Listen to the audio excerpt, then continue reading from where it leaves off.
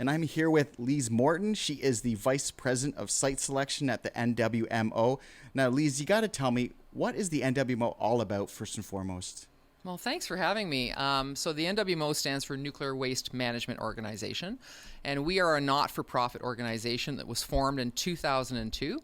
And we came about as a result of a federal piece of legislation called the Nuclear Fuel Waste Act. And under that legislation, our mandate is to find and implement a solution for the long-term management for all of Canada's used nuclear fuel. Okay, and then what brings you to South Bruce? Like, what made you kind of set up shop here? One of the fundamental things about the plan to house eventually all of Canada's used nuclear fuel is to have informed and willing host communities. That's enshrined in the Act and in our mandate. So we started this site selection process in 2010, and 22 communities across Canada, all the way out to Saskatchewan, voluntarily put their hand up to potentially host the repository.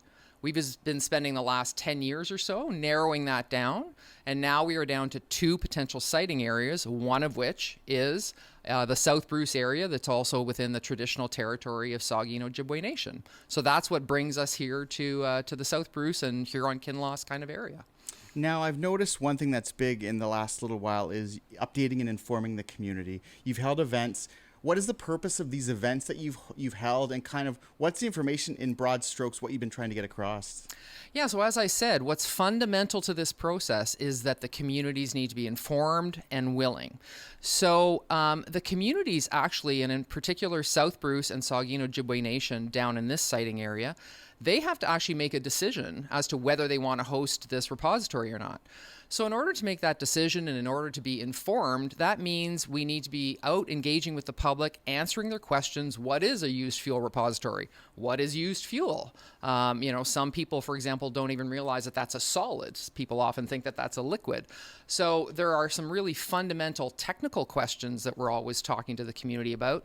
But then there's broader things as well that people have questions about. What is the impact going to be on the community if the project comes? How many trucks would go up and down the road?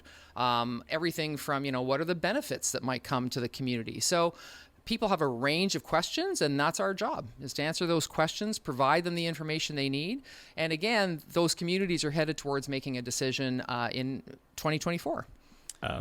This idea, is this something that's brand new, or does this exist somewhere else in the world? So like we'd be following a model that already exists. So it's not like we're doing something from scratch here. Correct. The nuclear industry internationally has been studying this issue of how do you safely dispose of used nuclear fuel. And the international consensus is that putting it into deep disposal, very deep underground, in this particular area we'd be talking at about 650 meters underground where the rock is very, very stable. But yes, this is an international consensus, and many countries are pursuing this. So Finland, in fact, is currently constructing their used fuel repository. I was just there in June, and we're sending community members to that so that people can see what it looks like.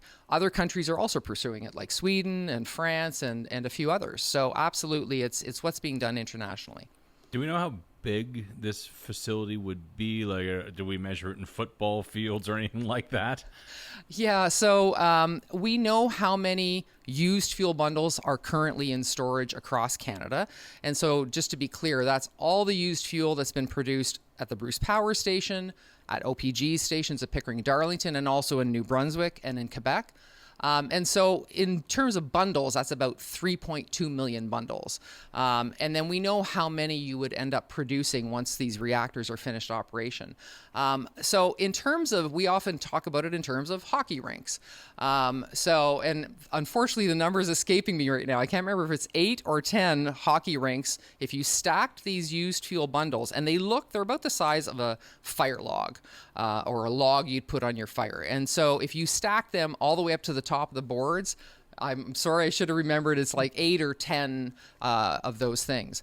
The only thing I would highlight, though, is we've all heard these announcements as well coming out from Bruce Power, from OPG, a lot of talk about small modular reactors. So there's the potential that that volume would change as time goes on, because again, our mandate is to take all of that used fuel. But we'll work with communities to make sure we have a really strong scope change mechanism and how we would handle future scope changes. I think at one point, historically, I think, and this is going back maybe 20, 30 years now, I think nuclear waste used to be sent to Northern Ontario. Was that a different model than what we're talking about for here?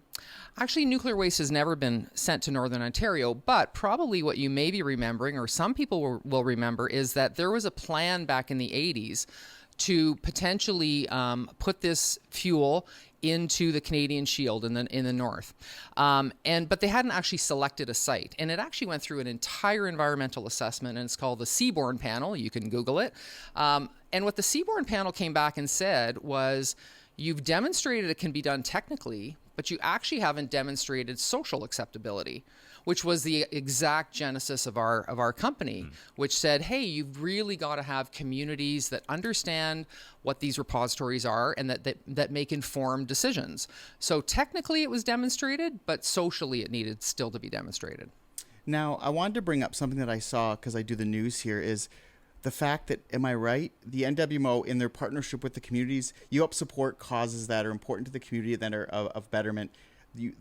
A fire truck NW helped purchase for the Lucknow Fire Department. Is that correct? Yeah, that is correct. So I should mention, as I mentioned earlier, we have 2 siting areas still under consideration. The area down here, South Bruce, Saugeen Ojibwe Nation. We're also working with communities in the north around Ignace, Ontario, and that's the traditional territory of Wabigoon Lake Ojibwe Nation.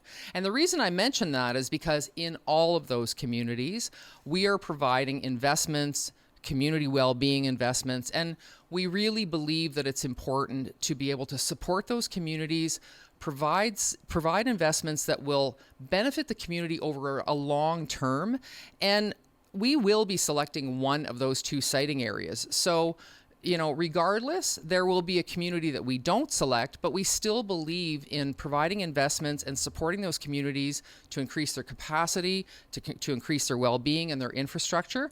So, yeah, that's one example of one of the near-term investments that we provided locally. Now, to further you on your point of informing the community, I understand you have upcoming events where you're going to be out in the community answering questions. Can you maybe go over some of those upcoming events where people can get a chance to maybe get those questions they might have answered?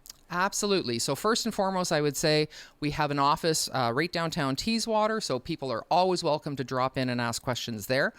We are often at many fall fairs. I know we're sponsoring the Ripley Fall Fair coming up. The other thing I would also say is that NWMO has a demonstration facility in Oakville where people can go and they can actually see the whole, what we call multi-barrier system, how the fuel will be put into copper canisters and then into bentonite clay and then into rock. And we offer those tours to local community members as well. So you can get a hold of our staff at the Teeswater office and they can set you up with that. But again, we're often at many fall fairs, a lot of local engagement. So please come out and talk to us. All right. Lise, this has been super informative this morning, and we appreciate your time. If people want to get any other information, or is there anything else that they should know, is there a website that they can go to? Absolutely. So, of course, nwmo.ca is our website. We're also on Facebook and a lot of the social media channels. So please come see us, again, either at the Teeswater office or look us up online, and we're happy to come meet people where they are as well. So if you want us to come talk to your group or just yourselves, let us know, and we'll come have a chat. Well, thank you very much. We were speaking with Lise Morton. She's the Vice President of Site Selection with the NWMO. Obviously, if you would like more information, just give them a call.